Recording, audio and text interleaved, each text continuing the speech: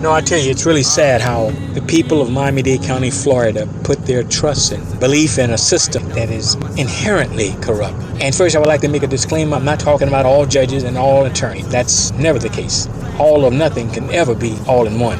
But enough judges and enough attorneys makes the difference in credibility, integrity, and all those formulas that make up trust in our judiciary. Judge Michael A. Hanzman is but one of several judges who are up under the belt of an individual, and I can't call him an attorney because he's not. He's an individual with a law license. The Florida bar says he can represent people. His name is Ronald R. Rodriguez IV. He's a tyrant. He's a liar. He is an individual that, had it not been for corrupt judges, he couldn't exist. He knows no other way of practicing law through trickery and bending the rules and forging documents and altering judges' orders and lying to the court for his personal benefit and his representative, and that's Stuart Arcal, his business partner. This is how they make their money. They manipulate the law, they twist it, they bend it. If the average citizen would try any remote part of that, the state attorney, Kathleen Fernandez-Rundle, would be on top of them, because you and I can't make the kind of money under the color of law that an attorney can, or a crooked judge. A judge who sells his or her office for cash and then snap back into formality, into form, as if all is well. You look at a guy like Michael A. Hanzman, you look at his photo and you sit in this courtroom and listen to him lay out the law, you would think, oh man, this is a bright, brilliant trier of fact.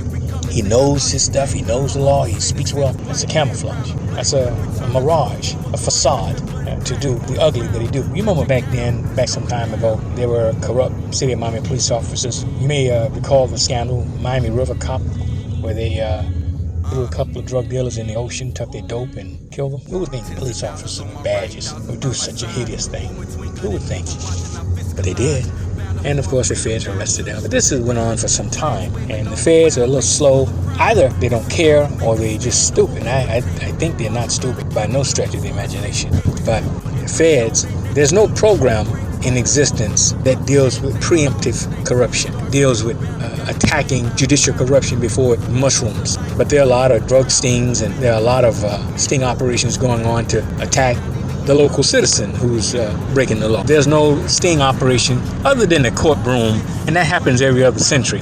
If the authorities would arrest the amount of judges and lawyers who needs to be arrested, it would put one hellacious black eye on the judiciary, and the authorities don't want that. They want everyone to believe that if all else fails, the judiciary is honorable, and it is not, because it's ran and operated by people who are just as glutton for money as the next guy. And so instead of exposing that corruption, the powers that be rather sweep it up under the rug and allow those judges to retire out and put them out to pasture rather than to put them in jail where they belong for accepting bribes and breaking the law and ignoring the law for whatever gratuity that they get, whether it's their house, their home being paid off, or a new car, campaign contributions.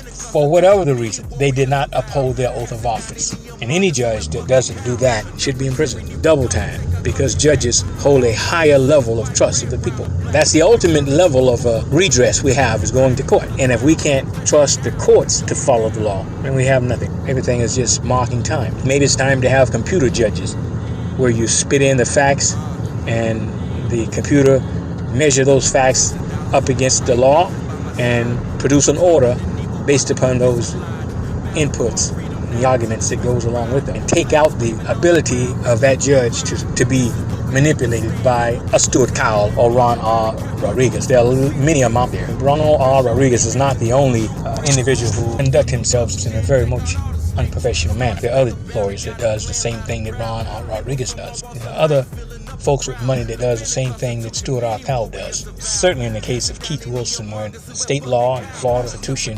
supports homestead against judgment creditors, Florida state statutes support victims of unlicensed contracting. All these things went out the window in front of Judge Jill Freeman, in front of Judge Michael A. Hanzman, in front of Judge Victoria Alpino. It's sad. You think that a black man can take a void, unlicensed contract to judgment and levy against the Jewish owner's property on Miami Beach for $10? Let's say the property is like $3 million, and buy that property at a sheriff's sale for $10, turn around and sell it for $3.5 million, and put the Jewish lady out in the streets. Will that happen? Can a black, rich judgment creditor do that? Will he be able to work that closely with Miami-Dade County Sheriff staff to make that a reality? And the answer is no.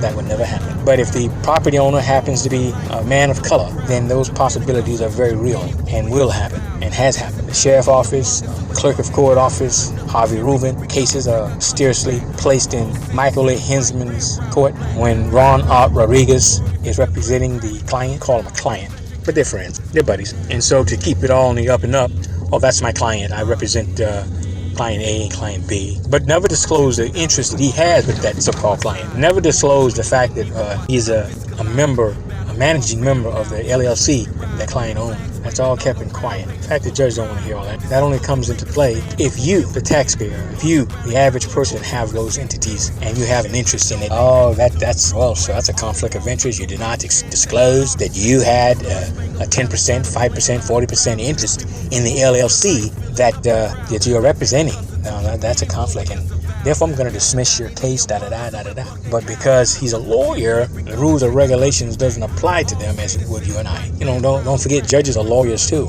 and lawyers are lawyers, and the opposing counsel is a lawyer, and it's all a lawyer thing, and you somewhere in the middle paying out the money. It's a sad day in Miami-Dade County, Florida. And the Florida bar does nothing. Sit back and collect that yearly fee that all these thousands of attorneys pay to be an attorney.